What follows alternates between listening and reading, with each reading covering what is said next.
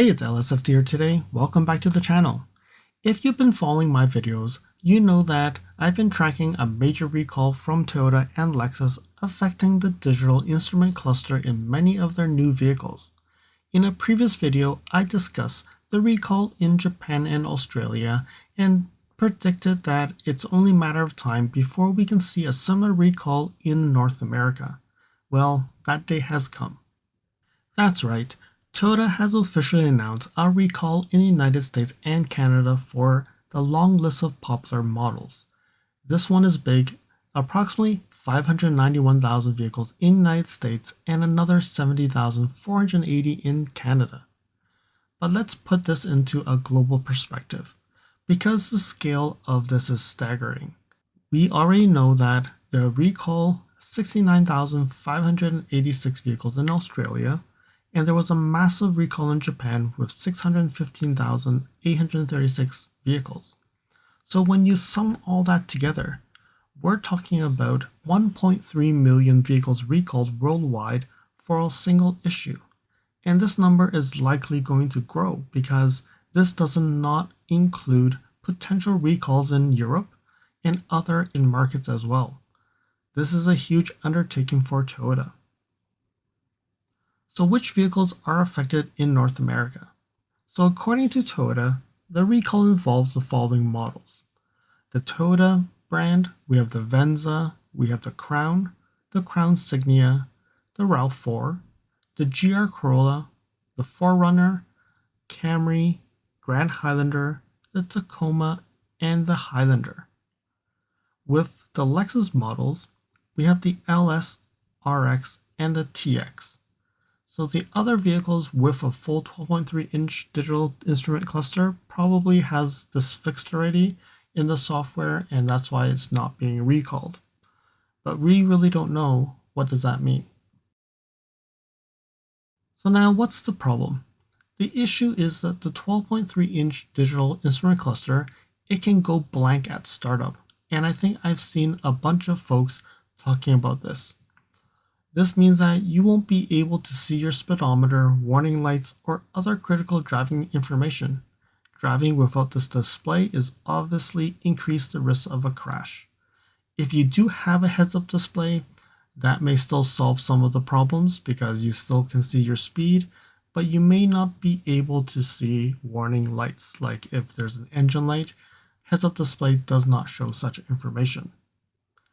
The good news is that Toyota has a fix for this, so the dealers will inspect and update the programming of the combination meter, and in some cases, they may need to replace the entire meter with the improved one.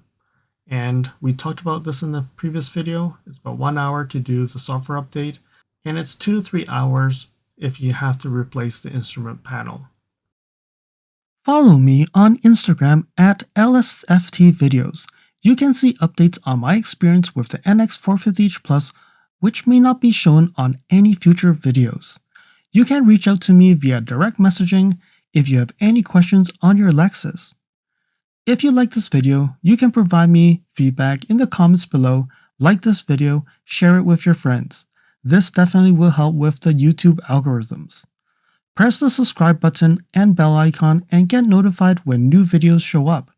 And lastly, if you want to support me further, you can provide me a super thanks, or visit my Amazon storefront before you purchase anything from Amazon, or you can purchase products from the list on the items that I've been using with my vehicle or at home at no extra cost to you.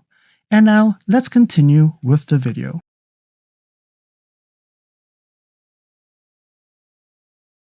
Now, this recall might shed some light on a completely different topic that we've been wondering about, the upcoming 2026 Lexus NX.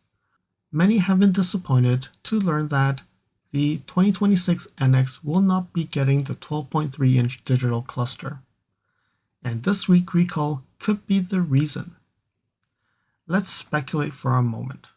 If Toyota is lucky, and this is just a software issue, the dealers can just patch it with the software. But if it's a hardware problem, in the worst case scenario, Toyota would need to manufacture and distribute over 1.3 million replacement panels. That is a massive logistic challenge, and it's possible that to ensure that they have enough replacement parts for this giant recall, they may have decided to hold back on installing that specific panel on any new models like the 2026 NX. You don't want to slow down sales of a brand new vehicle because of part shortages caused by a recall. It's a logical, though unfortunate, supply chain decision. As I mentioned, I discussed this issue in the previous video when the recall was first announced in other markets.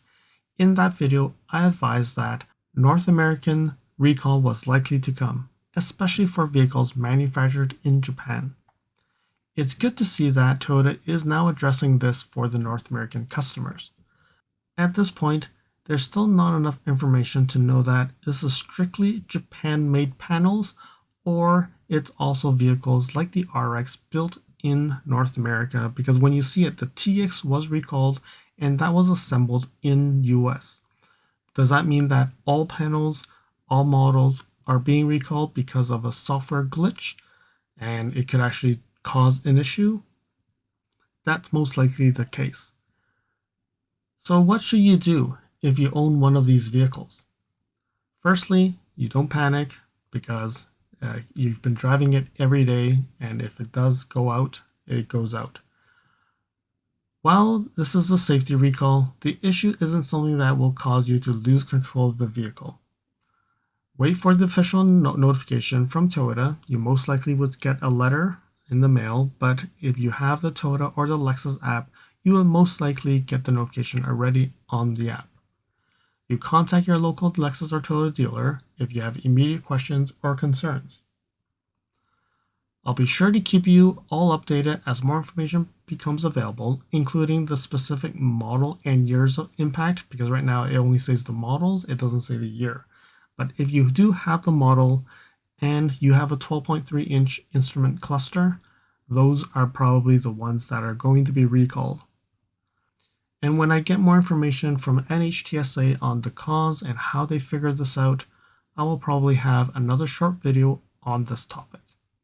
Thanks for watching, and this is a developing story. If you found that this video was helpful, please give it a thumbs up, share with anybody who you know drives these vehicles, and be sure to subscribe for any updates. Drive safely. I hope that you found that this video was informative, and until next video, drive safely. Thank you for watching. If you liked this video, please comment, like, share this video, and if you want to see more videos like this, you can subscribe to my channel and press that bell icon to get notified when new videos are posted. And if you'd like to support this channel, you can provide me a super thanks. And until next time, cheers.